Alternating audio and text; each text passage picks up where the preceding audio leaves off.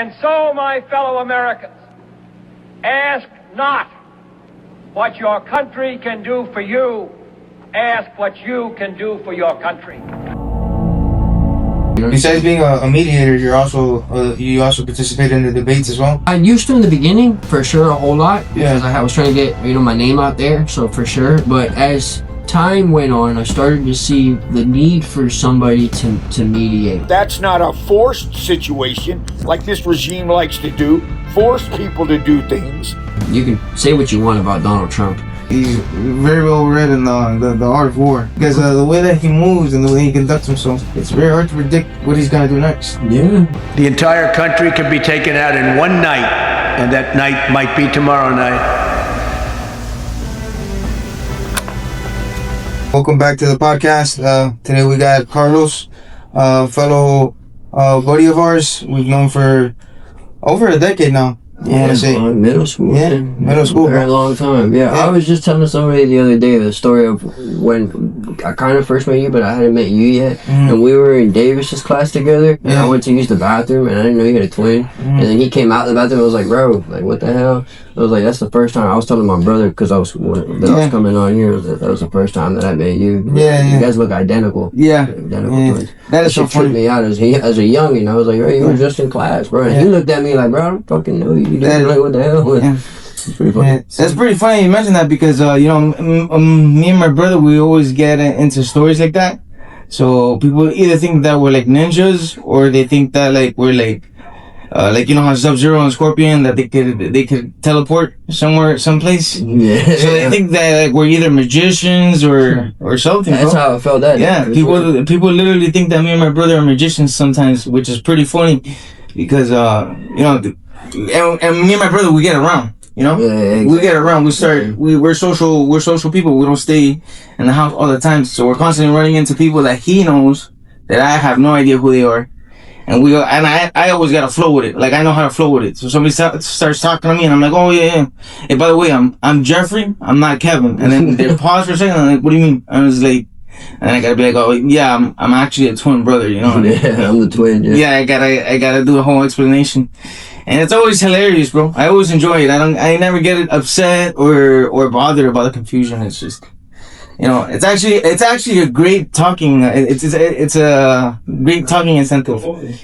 So you could just go ahead and rub shoulders with random people, bro. Yeah. Because they bring sometimes those people bring in people that none of us met.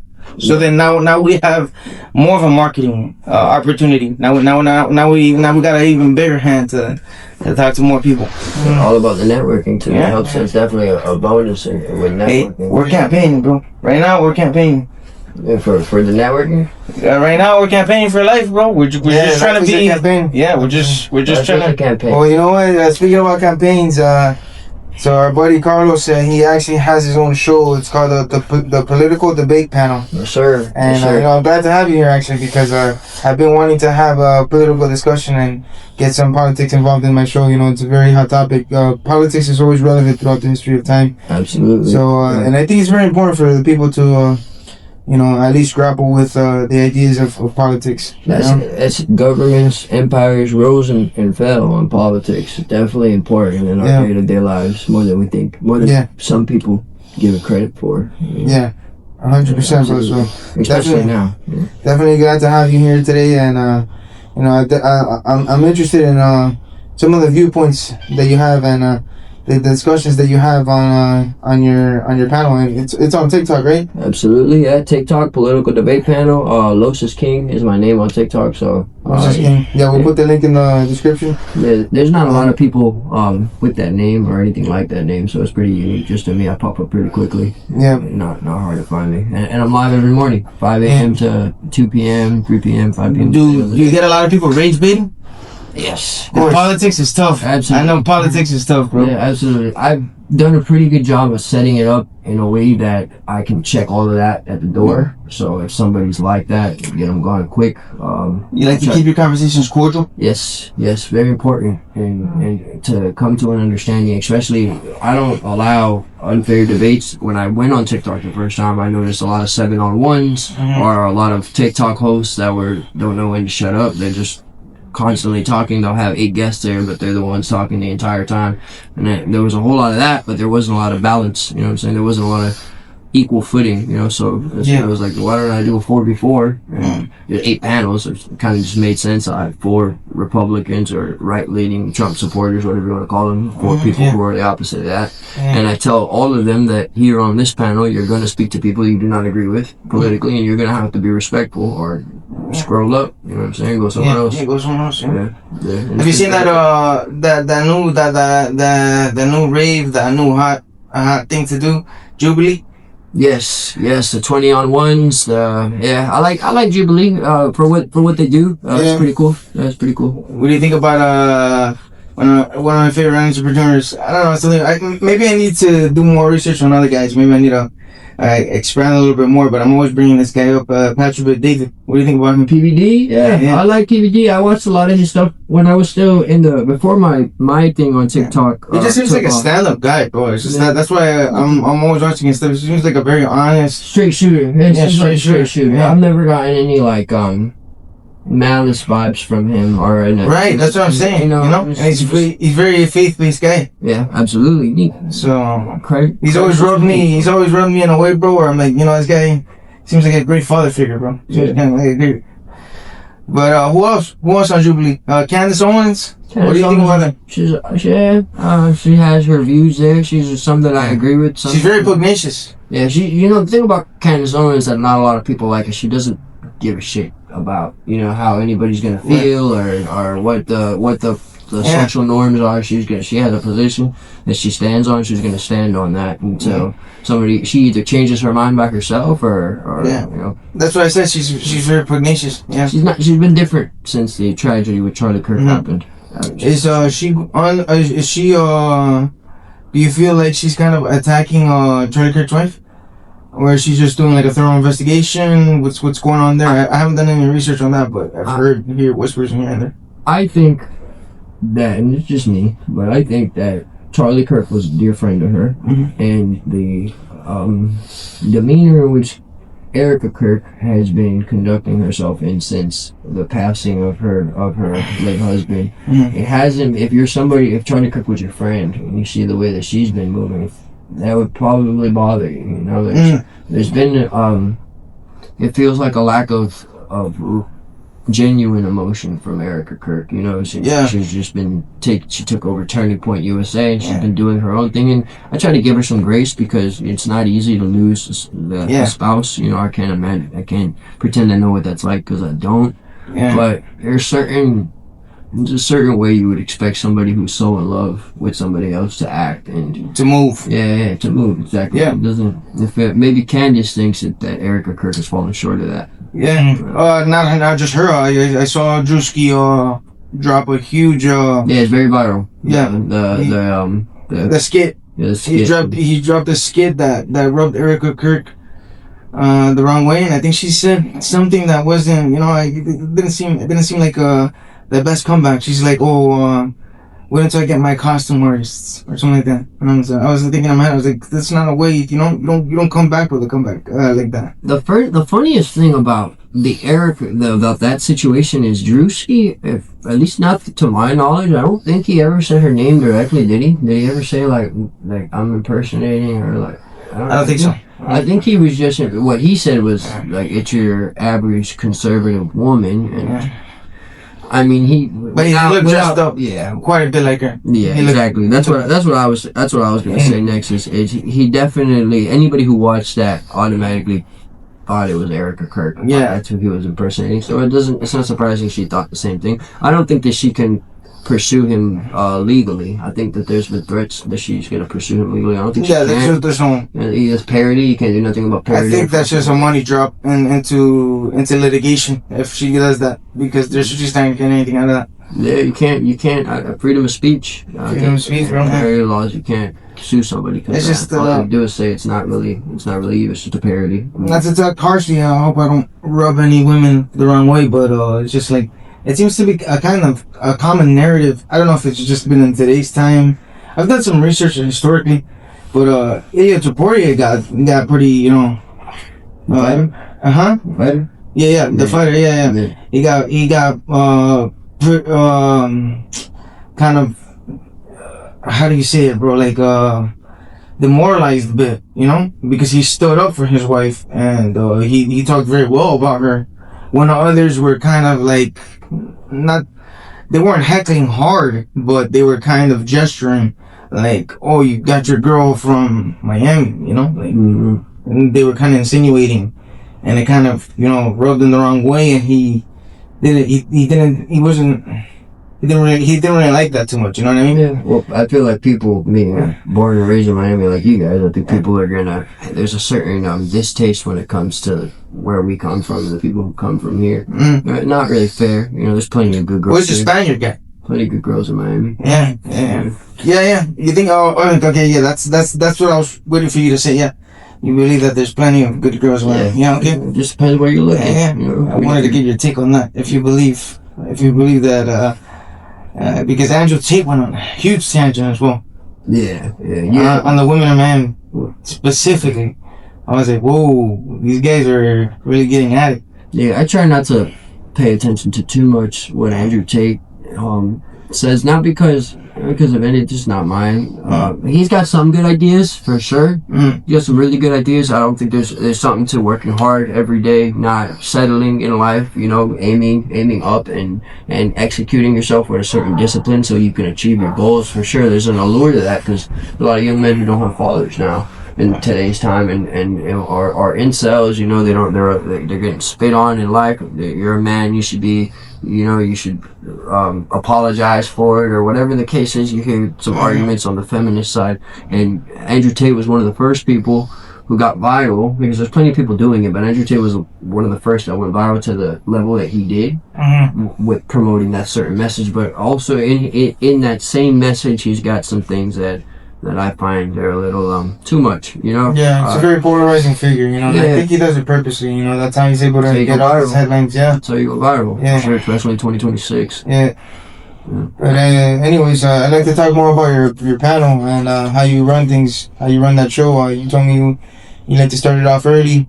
Yeah, 5 in the morning, 5 a.m. I like to be the first one, or the first one's up, you know. So when people are on their way to work, or I fortunately have people who are, a lot of my audience is people who are at work, truck drivers, restaurant business, early morning, you know, and they're tuning in. It's kind of like a long format podcast, except it's never ending. So if they got an 8-hour shift, I'm on from 5 to 5 sometimes, 5 to 2, 5 to, so that's 8, 10, 12 hours at times, and they can just be at work with an AirPod in the entire time listening. So I'm very grateful for that. Yeah. A lot of blue collar people listening in. People from all over. I've even had a lot of international guests too. People from the UK I've spoken to. People from Africa, the Swedish countries, like the Norwegian countries, stuff like that. Yeah. Canada, Australia, Ireland. So I've had the luxury of speaking to people from all over the world who are also just as invested into what's happening politically here in America as we are. So we're important, you know. America's an important powerhouse. I think we're a global superpower. Yeah. We have the highest GDP in the United in the world, I believe. Yeah. So that says a lot. That says a lot of what's coming in and what's coming out, you know. So like it's certainly a financial hub for the world. We had 350 million consumers also, you know. Every country wants a piece of that. Anybody who's aspiring to be a powerhouse, or at least to reach the level of success as America's had, they're gonna want to take advantage of that market here. And I feel like Donald Trump kind of knew that and attempted to take advantage of that and use it as leverage when he was making some of the geopolitical moves he was making, especially with tariffs and. And what do you feel about that? Do you feel it was wise? I'm not an expert on tariffs. I've heard all the arguments you could possibly hear for them. I've heard that the argument that the Republicans made, that the consumer might pay the price for it now in the beginning, but in the long term, it'll be beneficial. I've also heard the argument that targeted tariffs are okay, but when you get the blanket tariffs, that they have a problem with that. So I'm not a financial expert. I think that's probably my weakest subject for me, but I'll just let the people who are experts in that, and you'll get all kinds of people that'll come up. From what I hear, want to talk about that stuff. From what I hear from the experts is that it's not so much it's not so much that perspective. The way that he uses is as a negotiation tactic. Yeah, leverage, absolutely. And to an extent, it works that way. To an extent, with the people who are willing to, I mean, whether they're willing to or not, at some point that money adds up, you know. And unless you're gonna declare war on America or completely cut us off, you know, you have to work with it a little bit. But it can be used as a tool. You do what he wants you to do. The tariffs come down. You get out of line. The tariffs go up. We've seen him do that actually over the first year and 3 months, the year and 3 months that he's been in his second term. What do you think about his administration so far? He's got some stuff that I agree with, that I like, some things that he's done that I like. I mean, well, first of all, I say this all the time with my life, I wouldn't have a job if it wasn't for him putting his foot down with TikTok. He signed 4 executive orders before he finally made the deal. You can make the argument that if Kamala won the election, that shit would have been banned the first, you know, when it was supposed to be banned that first month, if I'm not mistaken, that he went into office. And I don't think she had a chance in winning that election though. No, I don't think she had a chance. I think Democrats played too many games. With that, Biden. They held on to Biden for too long. And when he was running in 2020, his whole mantra was, "I'm gonna be temporary. I'm gonna come in now for 4 years until we find like the next Obama, the next bright mind to lead our party and you know take the helm." But 4 years went by, and now all of a sudden he wants to run again. People are, you know, he's suffering from dementia, dazing off on stage, be staring off into space. Almost walked off a stage one time. Then a debate happened. The problem is they were trying to lie to us about it, me included. And that's probably one of the biggest reasons why I voted the way that I did. But they would try to gaslight us about it, like, no, he's fine, he's the healthiest he's ever been, he's sharp as a tack. Then that debate happened with Trump, and the whole world, we all saw. Yeah, he got exposed. Yeah, that's a bunch of lies. This man's barely holding it together. It's crazy how it got to that point, huh? Yeah, crazy. It's not a good look. It's not a good look for the United States that you know we're puppeteering our head. You know, the one that the face of the country is being puppeteered. It's not good. It's not. No, it's not. And when you see the president of the United States acting in that manner on one of the Super Bowl of the political world, this debate against Donald Trump was like the playoffs for him. You know, it was like a championship, and he fumbled. And when you see that, it makes you wonder, like, where. So if that's how he's like, who's actually making the decisions in the Oval Office? Is it him? Is it a machine that just signs a signature, like, which is the big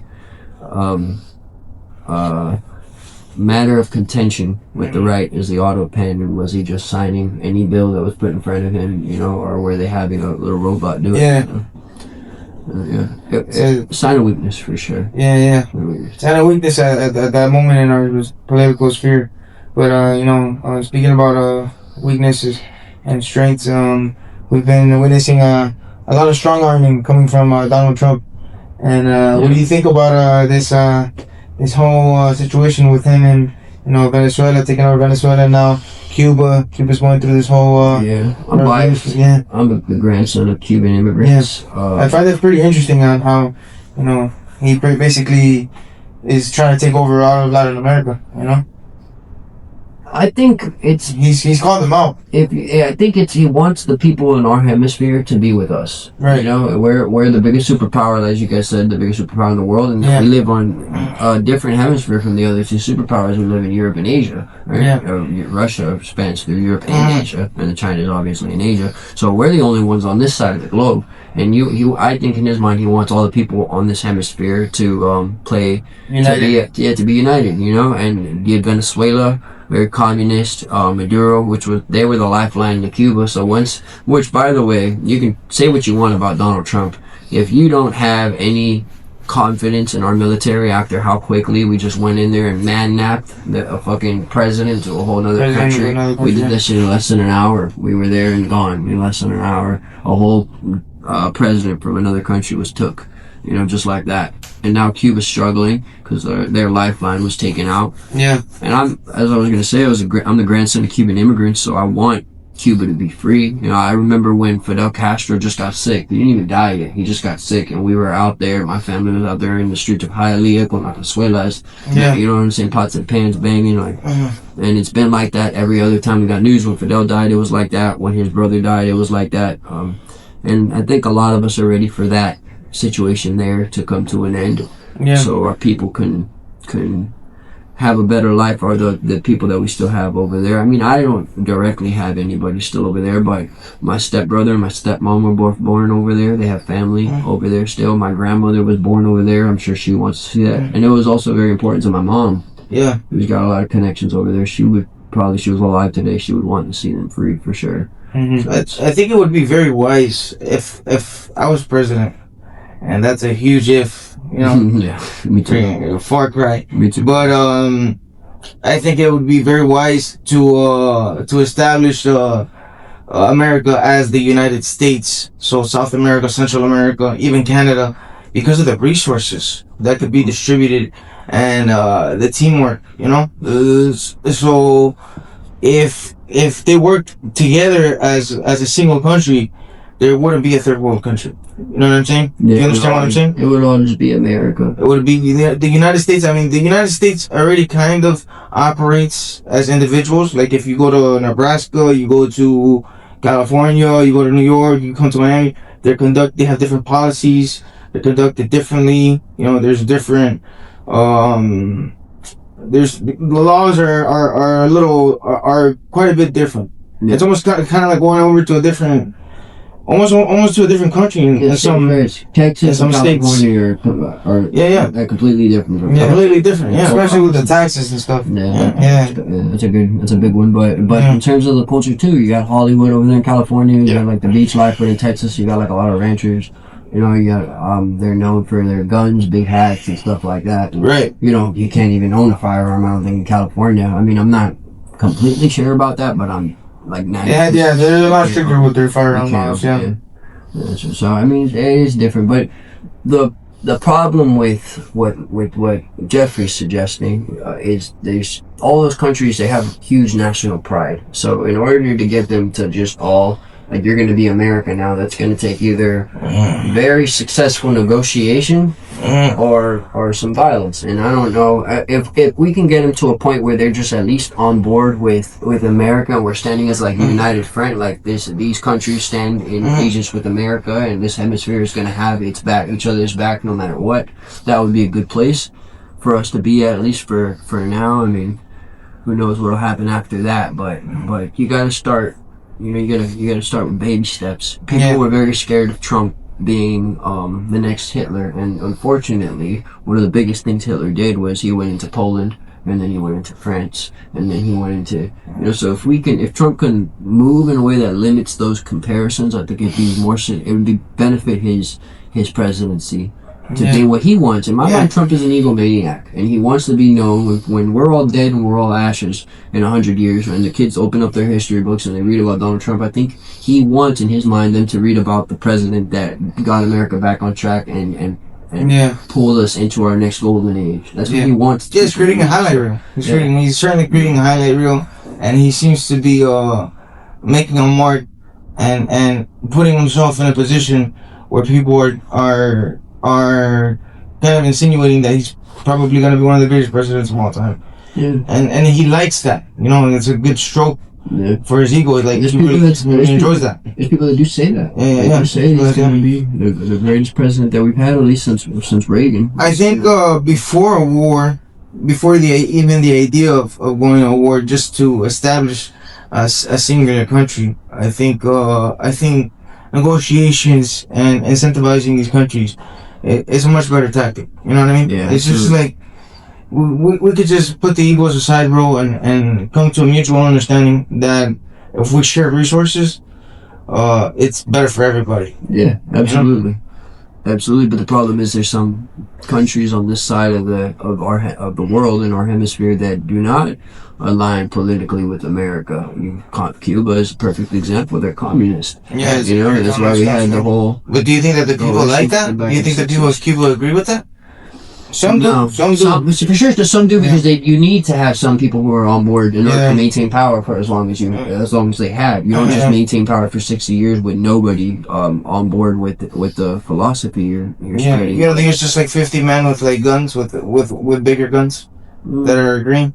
Yeah, I wouldn't say 50. I'd say there's definitely more people, in a worse place than in a better place over there. There's more people hungry who are not. They're not. There's farmers that live out there that have to give 90% of their crops to the government, and I'm sure they don't want to do that. Imagine you're slaving all year long, and when it's time for you to reap the rewards of all your hard work, the government comes and takes 90% and pays you with 10. I'm sure nobody likes that.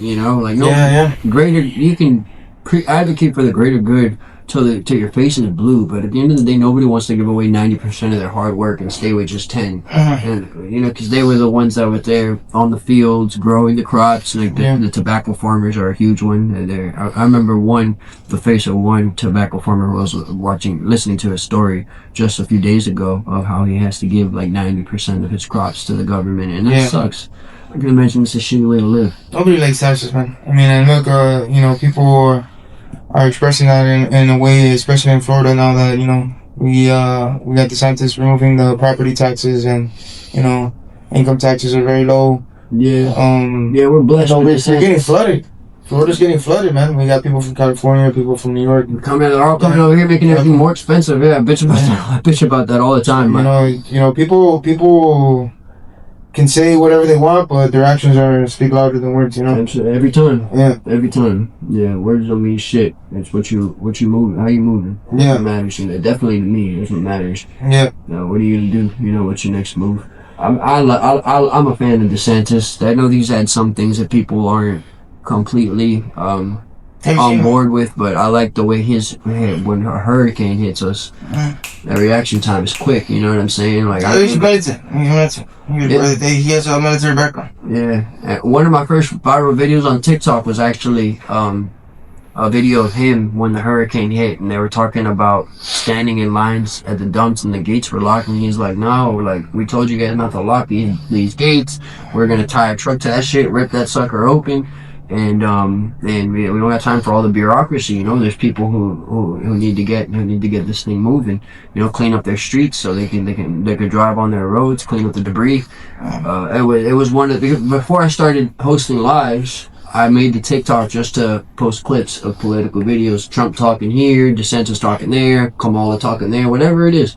I'm just posting clips. Yeah, posting clips of what's happening politically and seeing, like, doing the editing, putting some music in the background, trying to get like the next John, the speeches I used to watch of John F. Kennedy back in the day. Those clips, but for our time now, something like that, and see if I can get something to go viral.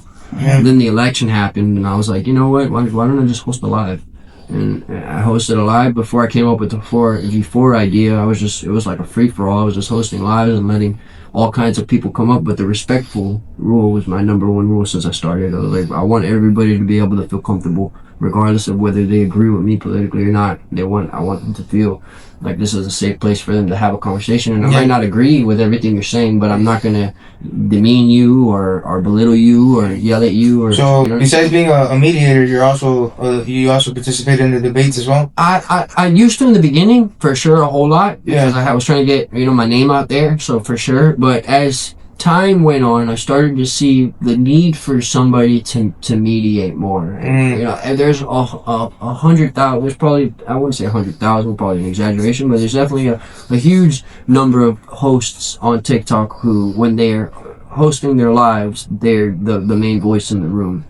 Which is all right. It's your live. I get it, but there was a niche in the market for somebody who would just keep everything fair, keep everything peaceful. Everyone has their time on the mic. Yeah, and if I can do that, I'm gonna do it successfully, and I just focus on that instead of catering to one side of the fence or the other. I'm catering to both, because whether they can't agree on nothing, but there's one thing Democrats and Republicans can agree on is they all fuck with loafs a little bit. You know what I'm saying?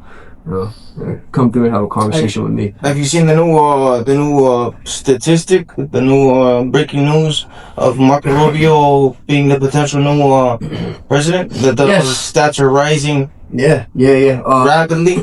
He's been like some people have said he's like Donald Trump's golden boy. He's handled a lot of the situations. For me, Venezuela, I think he handled pretty well. I'm not a fan of the war in Iran right now. That's not what I voted for personally. I think our history in the Middle East, as I was telling you guys before we started filming it, I think our history over there has been more failure than it has been success. And I don't see why it would be different this time, because that side of the world and our side of the world, we just have different ideas. You know. I just don't think war is good in general. But what is it costs money and people die. What does it say for the GDP? Will no. What does it say for the actual economics and the standing points? It's expensive. Costs a lot of money. No, but after the aftermath, because I don't know. I might be wrong. But I think I've seen after the Great Depression, because of the war, the first one, because of the war, obviously they went through devastating times, but because of it also they had an incredible growth in in their economy. Because resources, there was a lot of things that opened up because of it. That was more. I feel like that happened more after World War II. So World War One, if you were born just 100 years before, I was born in '85, right? So say I was born in '85. Instead of having the internet and TikTok and all the great things that we have now, Wi-Fi and online gaming, all that shit, we would have had 1985 in the start of the 20th century. You had World War One, but then when you got back from World War One, so you survived that. When you got back home, you had Spanish influenza, which killed a lot of people, and the Great Depression. So you were broke and sick. You know what I'm saying? And if you survived through all of that, right around the corner is the Second World War. They had a lot of the people who were in the First World War had to go fight in that one too. You know, So, but after the Second World War, you had. We got a lot of the scientists with Operation Paperclip. We got a lot of the German scientists, and we also had a lot of innovation. Innovation comes from war, for the most part, it comes from war. A lot of the inventions that we have come from war or from competition, like all of the competition we have with the Soviet Union from the 60s to the 80s, the space race. All of that came from us wanting to beat Russia to outer space. But there's so much technological advancement that came from that, the power drill is a good example. Power drill was originally made so people could fix satellites in outer space, and it was domesticated so you could have one at home to work on your cars or build houses or whatever they that's pretty interesting. I don't know. So innovation comes from stuff like that.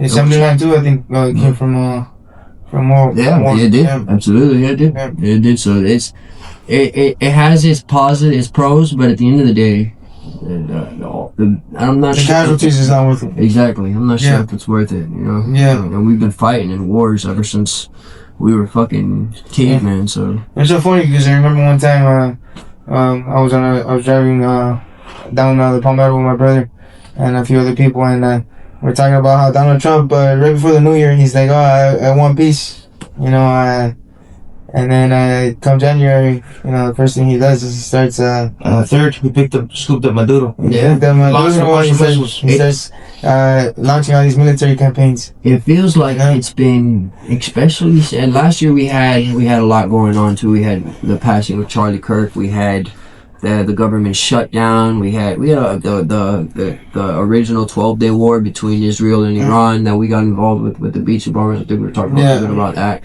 So we had stuff happen last year, but this year, since January, like you guys said, day 3 of this year, we were in Venezuela. We picked up Maduro. Then they're talking about taking Cuba. I think Donald Trump is quoted. He wants to take Iran. There's been. It hasn't stopped. It gotten out. It might be like that all year, at least till midterms. Midterms are very important. These midterms coming up now are very important. If you're a Republican, go vote. If you're a Democrat, go vote. Everybody go vote. But if you're a Republican, you guys don't vote. You guys vote less for some reason in smaller elections. I don't understand that. The big one's important to win, but you need the smaller battles. You need it. If not, then if you want your idea for the world to be passed, and if you're a Trump supporter and you want his agendas, his goals to come to fruition, you got to vote in smaller elections too, because it's the whole way up that matters. We just lost 2 seats here in Florida. They turned blue. Miami was one of them, but that was I think a month ago. Now we have a blue mayor, but Palm Beach, just this week, they had a Senate seat that turned blue, and then there was another seat. I think Tampa, if I'm not mistaken, was the other seat that got flipped to blue. So Republicans need to vote more in these smaller elections, man. It's definitely important. I mean, regardless of where you're at in the political spectrum, you should be voting in all the elections. I've listened to some close friends of Trump. And what they've said about him is that he's not much of a reader, which is interesting because he's published quite a few books. And what it seems as if he's annotated, and he's very well read in the Art of War, because Sun Tzu. Because the way that he moves and the way he conducts himself, he's very unpredictable when he says things, and then he sometimes it's very hard to. It's very hard to predict what he's gonna do next. Yeah, that's an effective strategy. I think it's a compelling one. And he's always using the word. If you watch the media work that he does, he's like, maybe I will, maybe I might. Doesn't answer questions out. Yeah. It's hard to get a straight answer from him. He doesn't give straight answers, bro. Yeah, he's got like the weave. He weaves around the question like a boxer. The guy's hilarious, bro. The guy's hilarious. He cracks me up. He has that. He certainly comes to the media with that same exact rhetoric all the times, bro. Yeah. It's like, maybe I will, maybe I won't. Who knows? Can you imagine how frustrating that must be if you're a journalist trying to get like a scoop from him, And then I don't think the journalists struggle much with Donald Trump, man. That guy hits the headlines every day. That's a good point. Yeah, that's a very good point. Man, I remember his first administration. I would always watch the news, and every single day they were talking about this guy. The media was having a ball with him every day. It feels like it didn't even after he lost in 2020. It feels like it didn't change much. And they're talking about him all the time. 2020 to 2024, he was in the news all the time. So I feel like that's partially when I'm talking to Democrats on my panels, I point that out to them a lot. I'm like, you guys put him in the microscope more, if anything more than the Republican side of the fence. You guys always had him on TV, in the public's eye, and it might have had something to do with him winning a second time. All the litigation they tried to pursue against him. They had the Stormy Daniels thing that he paid. Yeah. He was paid. You guys know about the Stormy Daniels thing? I heard about it. I don't know all the details, but I wasn't there. I don't know. What do you think about that? I wasn't there. I think it's interesting the timing of when they were trying to pursue all of that stuff. It's not something I feel like that can be ignored. Like if they were trying to prevent him from being able to run a second time, I'm not sure if that was the goal, but it's definitely interesting. Reality TV stuff. Politics is more like reality TV now. Yeah. That's probably why so many people are so engaged with it. It's because it's always, the White House has become that.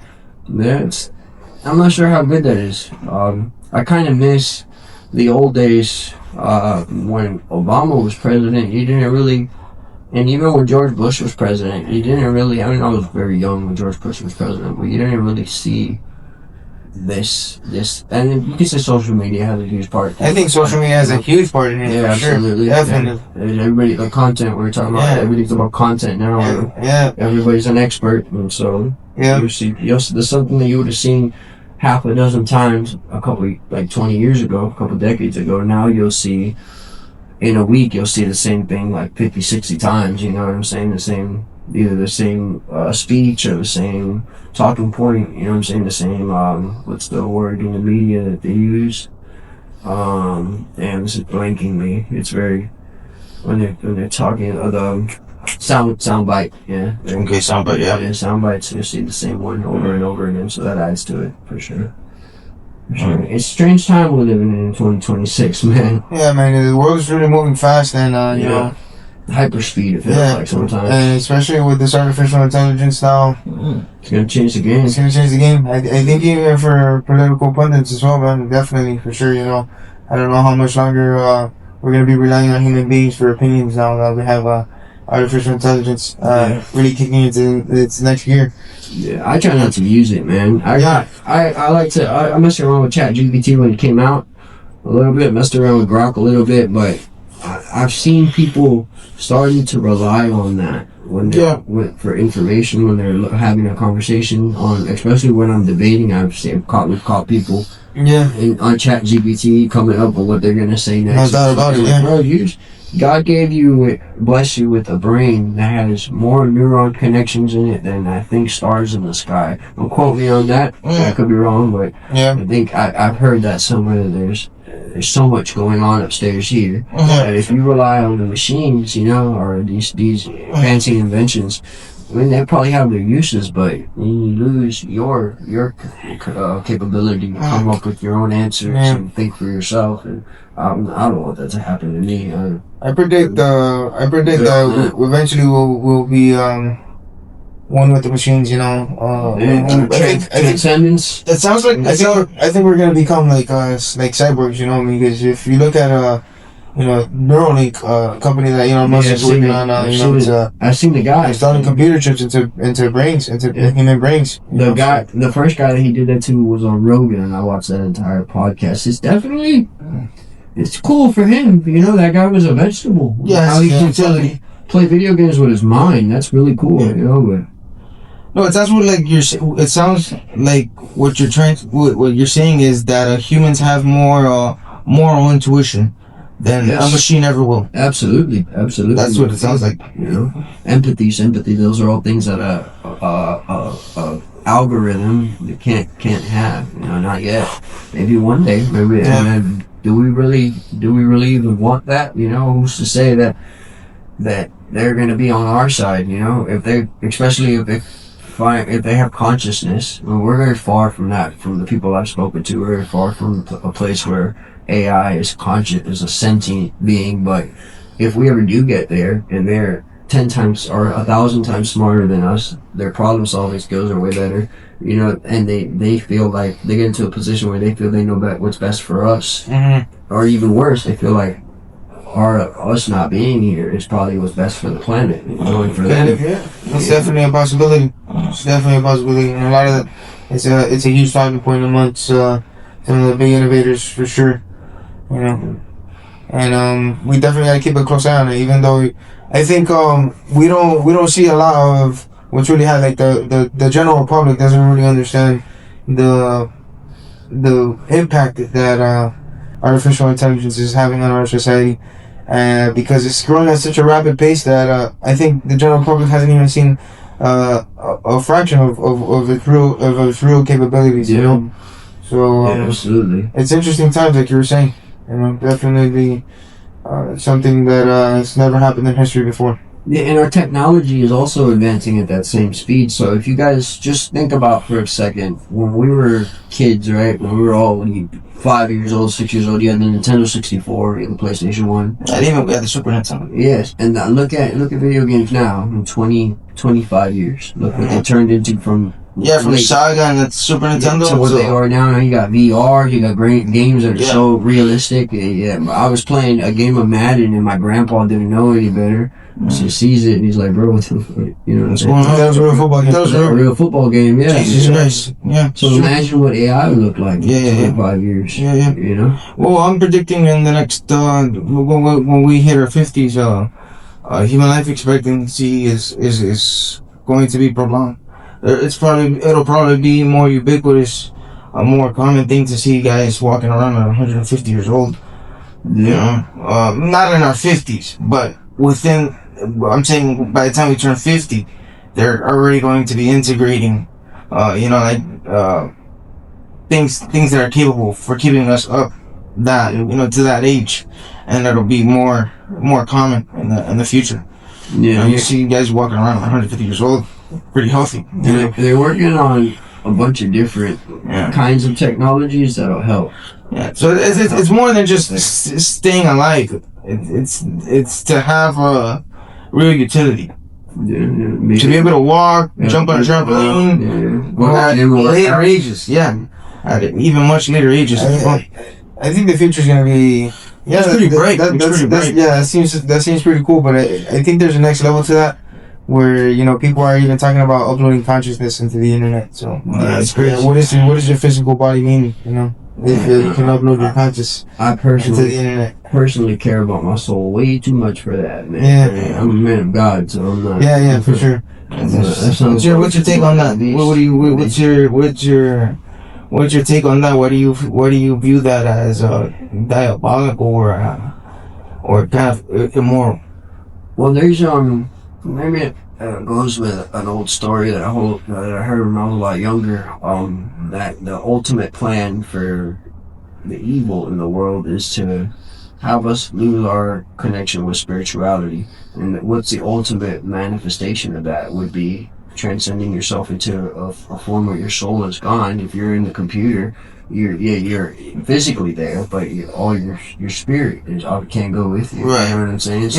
So you're losing your spirit and getting stuck in this material world for either a very long time or for eternity. Which I think I think that's one of the most beautiful things about us is it makes a sense of urgency, when you realize that, like, damn, I'm not going to be here forever, so I got to go now. I got to make this podcast now, or I got to start this political debate panel now, or I got to break this Guinness World Record now, or get this NBA championship now. I got to move because one day I'm not going to be here. That's that's where all of our beauty comes from. I think, and if we lose that, things will become meaningless. If you don't... Necessity is the mother of innovation.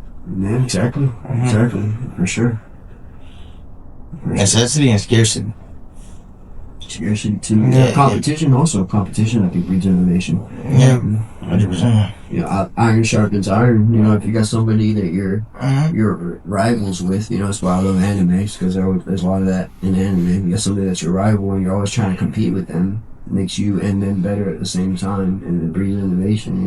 You come up with new ways to solve the problem or whatever you guys are doing, and then the younger generation can see that. And when you're out the game, they can use that and build on that, and it'll grow.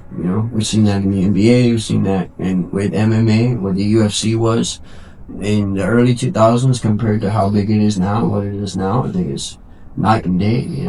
So you see that everywhere. Competition is very important for innovation, for sure.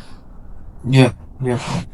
So you were telling me a little earlier before we started rolling the camera that you wanted to start a new podcast in sports. Yeah, I love basketball, NBA. I'm obsessed with NBA right now.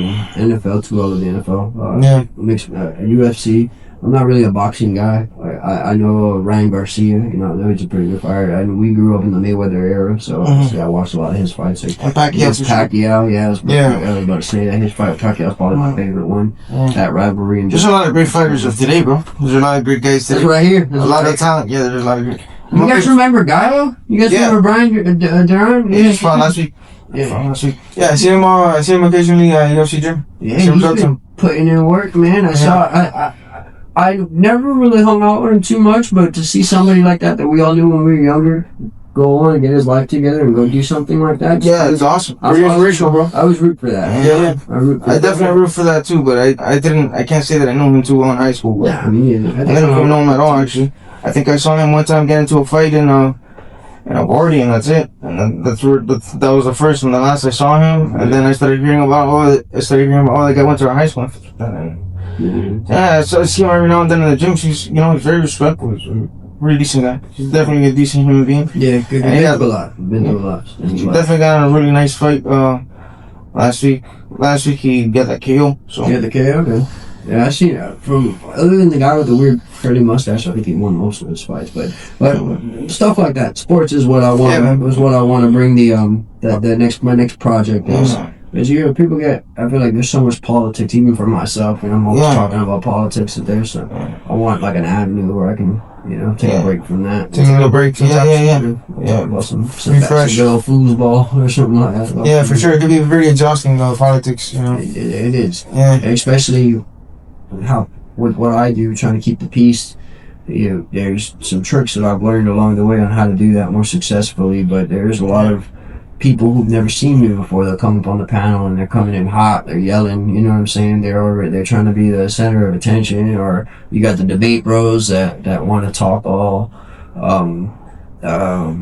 they're correct, you know, they can articulate themselves in a manner that makes you feel kind of dumb, you know what I'm saying? But they're not really saying anything, you know what I'm saying? There's a lot of people. Sometimes the conversation can be very circular in politics. Absolutely. Especially when two people don't agree. Yeah. You know, they'll just keep going round and round, and you'll see a lot of people refusing to admit to give any ground on anything or to admit that they're wrong. Even when I've seen people get proven wrong and try to debate around it. All right, you'll see. The art of the debate, man. They'll the pick big up, artist. you know, they'll pick up something else. Like, oh, you're right about this, but what about that? You weren't saying this. You know, it's really, it's crazy. It's real nuance. And redundant after a while. With the wrong people.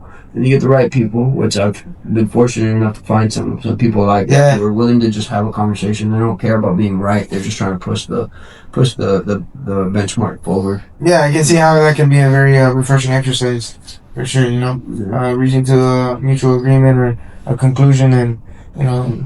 Yeah, we're not solving. You know, we're not solving really anything like on a grand scale, but we're creating an avenue where people sharing information. Yeah, and decompress. You know, vent maybe, or talk to somebody if they have questions and they never talk to a Trump supporter. You know, they have four that they can talk to. You know, and just ask whatever you might want to ask. And you'll get into a debate, and you guys won't see eye to eye, but now you're having that conversation. The problems come when people stop talking to each other. And then we have something that I don't think anybody wants, you know? I don't think anybody wants a second civil war. There was a lot of talk about that, especially when they almost assassinated Trump. You heard a lot of talk about a second civil war if that were to happen. You know, if they were successful. A civil war, they're talking about civil wars, and they're also talking about another world war as well. Yeah, it's crazy. I think that's... I don't think a war is a good idea, bro. Yeah, I saw this account on Instagram. I think it's called World of Maps. I like that account. I follow them. And they published a picture of how the world would be divided in World War III, and it's pretty interesting. I was like, wow, you know. Yeah, and you got the two. You can see the two factions. Already beginning to form. Yeah. But my thing with the opposing faction to our own, you got BRICS. So it's, I don't know if you guys have heard about BRICS, but it's a group of countries: Brazil, Russia, India, China, and South Africa, if I'm not mistaken. And they wanted to come together. I think, I'm not the best versed in this, but I think their idea was to come up with a currency that rivaled America's currency. And they have this alliance. And you've had other people join that. I think Saudi Arabia joined them. I think Iran was looking to join them as well. You had Russia, Iran, and China doing joint military operations, military drills together, naval drills, trying to show like a show of force, you know, of solidarity, that they're standing together. But then you had the Iran war happen, and that's going on now. And some people argue it's not a war. I think when in the rate that we're going now, with the amount of people that we're losing, it's not a war technically, but it's a war, right? You know, you got soldiers involved, you got missiles, you got people dying. It's got all the ingredients for a war, and what we're seeing now is Russia and China didn't have Iran's back as much as they said they would, you know. And then we also see some of our allies who aren't coming to Trump's aid like they said that they would, you know. So we're starting to get a better picture on who's really with who, and where's the line for the people who say that they're our allies. You know, they're our allies to an extent, just like China and Russia are allies to an extent. I think when Russia was going with Ukraine through their whole thing with Ukraine, I think they had threatened to use nuclear weapons, and then China shut that shit down immediately. And they're like, no, like nobody's allowed to use that. You know what I'm saying? So nuclear warfare is out of this world, bro. One thing I can say is a lot of people will die on no matter what country you're in. If it's involved, there's going to be a loss of life. You know? What do you think about Donald Trump including his signature into every single dollar bill now? I just saw it this morning when I woke up. I'm going to the bank and I'm gonna get me one of them when they come out, bro. Because It's a coin. It's supposed to be a coin. No, it's $100 bill. yeah.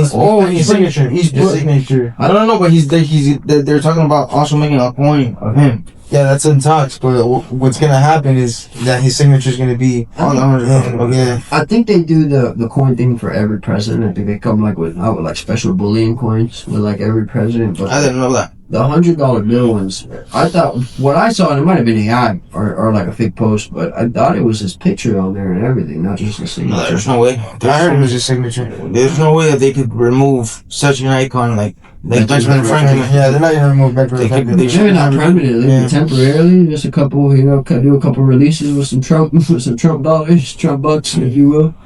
Maybe, I mean, but it doesn't compare. Benjamin Franklin. I think there was speculation at one point that he was gonna be on a $1 million bill. And I was hearing that. Okay, so you gotta understand their contribution. Donald Trump is as a negotiator, comparing that to a scientist, a polymath, an inventor, somebody who has made major contributions in American history, and not only that, in physics, and physics though as well. You know what I mean? So I mean, it's hard to. I wonder how this country would have looked if Benjamin Franklin were ever ran. I never wanted to. No, he never wanted to. Yeah, but that's what I'm saying. I wonder up to the other folks. John Adams, Washington, Thomas Jefferson. Thomas Jefferson was a diplomat. Who's your guys' favorite president? You guys have a favorite? I can't say I have a favorite president, to be honest. I can't say. I don't know. I can't say I have a favorite president.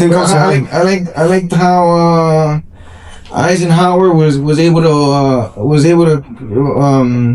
conduct himself from World War II and then come into presidency. I could say I like George Washington and these two guys, huh? He was the first two. Yeah, but they have a common trait. Is George Washington was a little bit more brutal because he actually participated in the wars and he saw the field. He was gangster. He was old school. George Washington was old school back when they still got their hands dirty. He was fighting. He was leading a rebellion against an empire. So he had to be. He had to get his sleeves up to work. Yeah, he had to. So if you want to know about a guy who has balls of steel, that's pretty much. Yeah, I like George Washington a lot too. That's the face of a man who has balls of steel, right there. Yeah, wooden teeth but balls of steel. My favorite thing about George Washington was that he was the one who set the tone for the two terms. Right? He did 2 terms and he said, "No, I'm good." No, he didn't want to be in. He didn't want to be president. But they forced him into it. Who else was going to do it? They pushed him into it. John Adams. Thomas Jefferson, Benjamin Franklin was the hardest to push that narrative. As he should. A lot of people say he got that for us. I mean, not completely. Obviously, a lot of people fought in that Revolutionary War and died, but he was the one that led the movement. With the founding fathers behind him. But he was militaristically, he's the one that led the charge and accomplished a lot to get the free world that we have now, so he deserved it, and he should. Whether he wanted to or not, I'm glad he did. Yeah, definitely glad he did.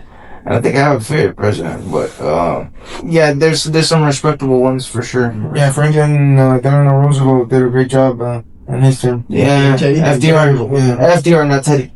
Teddy's the Franklin D. Roosevelt. Yeah, Teddy's actually the nephew of it. It's the uncle of him. Yeah, I like them both. They're both good. Yeah, they're both great. They're both great. Good things. I like Franklin. Franklin, I think he was the only one that ran for 3 terms. Yeah, 3 or 4. Yeah, 3. He passed away and it was 3. There's only been 3. Every president only gets 2 terms. He was the first to ever get 3. And then because the country was at war. Yeah, the country was in the middle of a World War. Yeah, World War II. Yeah, and he didn't even get to finish the 3rd term because he passed away. He didn't get to see the end of the war. But yeah, so I don't know if I could say I have a favorite president, but yeah, definitely there's some iconic leaders in that basket, JFK is my favorite, I think. JFK? Yeah. He wanted. What was it about? If he would have stayed alive and was able to accomplish his idea to have America have its own currency and back it with our silver that we had our gold too, but it was, I think, mainly with silver. I could be mistaken, but I'm pretty sure it was mainly with silver that he wanted to have it back up our own currency and give it its own value instead of relying on the international banks. America would be in a very different position. I don't think inflation would be as bad as it is. then what happened to him happened, and a couple decades later, they took us off the gold standard, and a finance guy, a guru, who I'm a big fan of, Robert Kiyosaki. He wrote Rich Dad Poor Dad. Right. His perspective is that was the moment when they took our money off the gold standard and started just basically backing it with American might, that put us in the place that we are with inflation. It's basically gave the banks permission to print as much money as they wanted. And they've just been printing more and more money, and every single time you do that, what happens to the value of the dollar? Yeah. I mean, you look at the history of money, and it goes to the same narrative every time. Yeah. There was always a reason to print money. There's always a reason. Yeah. There was something that we need. Let's see what happens with Bitcoin. Bitcoin has been this new innovation in the structure of money. So it's wild west with Bitcoin now. I'm not. You think it's a wild west? Yeah, there's no regulations on it at the moment. And then you've had a lot of these people trying to capitalize on the cryptocurrency, and they created what they call dump coins. I think that's the term. Meme coins. Yeah. Where they like the Hop Tool girl, they come out with a coin. Or yeah, but those are not reputable. That's not Bitcoin. Those are not reputable. Yeah, it's not Bitcoin. Again, Bitcoin is backed by guys like Michael Saylor. Even Pavel Durov, who's the inventor, Telegram. I don't know if you've ever heard of that app. Yeah, Telegram. I've heard of Telegram. He's heavily invested into that technology. And if you look at the background of Michael Saylor, he's also a hyper-literate individual. The guy who graduated at the top of his class at a very prestigious university. So there's a lot of great characters behind Bitcoin. Yeah, but besides these influential guys, I think the important thing is that Bitcoin is backed by energy. That's the key. Is that what backs Bitcoin? Yeah. I was always curious about what the actual value of that comes from. It's backed by energy. So in order to run the network, you need energy. So that's what's and it goes through a process where it has to figure out these numbers. It's like a lock, and it cracks it's a blockchain, so there's a link of blocks that hold the ledger of the history of the transactions, and in order to bring forth the new one, you need to crack the code, and in order to crack the code, you have to use energy. So that's why they have these miners. I'm sure you've heard of miners. Yeah. Well, I seen Bitcoin scares the shit out of me because I saw a video. It's new. I seen a video of a dude who had like millions of dollars, and he lost the code or code or something like that, and it was all gone. And I'm good. I'm personally good on that, bro. I put all this money and time into something. Yeah. And then because my fried ass pressed delete or some shit, I didn't notice. I'm good on all that, bro. Yeah. I'd rather get gold. Oh, you guys know Dalton, right? Yeah, of course. Yeah. He's been into refining gold now. This is his new side project that he's doing. Yeah, so I've been learning what I can from him on that. I think that's where I'm gonna put. It's a good craft. The gold is if you look at the appreciation of gold throughout the history of money, of currency. Gold has always been a pretty decent choice. It's always been. Yeah, we're investing. I think it's solid money. God's money. Yeah. Robert Kiyosaki says God gives us. I mean, gold's at face value seems like it's a really good investment. But if we do become an interplanetary species, and we do. Yeah, you're right. Let's go. We start finding gold. Yeah. No, I think that gold is actually very common. In outer space. Yeah, there's a plethora of it. Like there's an abundance of it. It's not as rare as it is on Earth. Yeah. At all. It'll be like finding like a piece of copper. I think, if I'm not mistaken, I think there's like an exoplanet that's entirely made of gold. Wow. If I'm not mistaken. I never heard of that, but yeah, I'm pretty sure that's a thing. I'll tell you what, bro. It'll be as common as copper, bro. Which is saying something, Copper is everywhere, bro. But now here on Earth, before we become before Elon Musk puts us on Mars, which I've been waiting to happen since I was like a teenager, but it's, I think, skyrocketing right now, gold is, right? Yeah, skyrocketing. Yeah, it's doing well. Performing really well, actually. Yeah. Safe investment for now. Yeah, for now, long term right now, but definitely for now something. Yeah. That I put my Within our lifetime. Yeah. Within our lifetime. And our kids and our grandkids at least. Yeah. After that, I don't know, but Well, that's a maybe because Elon's trying to get there on himself. He's trying to get the mark himself. yeah, it's alright. The space race is becoming a thing with these wealthy guys. Jeff Bezos is in it too. Yeah, what do you think about the space race? Is that something you advocate for? I mean, I know you just said that you like the JFK. You liked his term a lot. I know, and JFK was actually a huge advocate for the space race. Yeah. I know. There's a lot of people that are call it like a billionaire's hobby, the space race. So, Yeah, I feel like those are pessimists. I think that you have to have people. You have to give them something to be excited about. Right. And when the thing about outer space is we know nothing about. We know what we know, but there's still so much out there. It's so vast. Obviously, it's endless. Yeah. And there's so much more that can be explored. We explored every inch of this planet. Except the oceans. But that terrestrial land, we explored every inch of it, and it's something in our DNA. It's pioneers, the guys that hopped on the ship and went west to go and find America. There's something to that. It's in our nature, and I think that's just the next step. It's inevitable, and it's good for morale. There's something that we can still work for as a species. Human beings, we're always reaching. Yeah, always reaching. And with good reason. Good reason why not? Especially for what we know the most. We're talking about how common gold is in the universe, but you know what isn't common in the universe? Us. You know what I'm saying? Right. It's not, from what we know right now, when it comes to life, and this is all we got. Yeah. All these planets out there, this People are precious. That's all we got. Yeah. Mm-hmm. And if we could push to the stars, I think why not? Yeah, people are, Interstellar is also my favorite movie, though, so I'm not giving Well, I think before we wrap it up, I wanted to talk about the legendary Chuck Norris. What do you think about Chuck Norris and the legacy he left?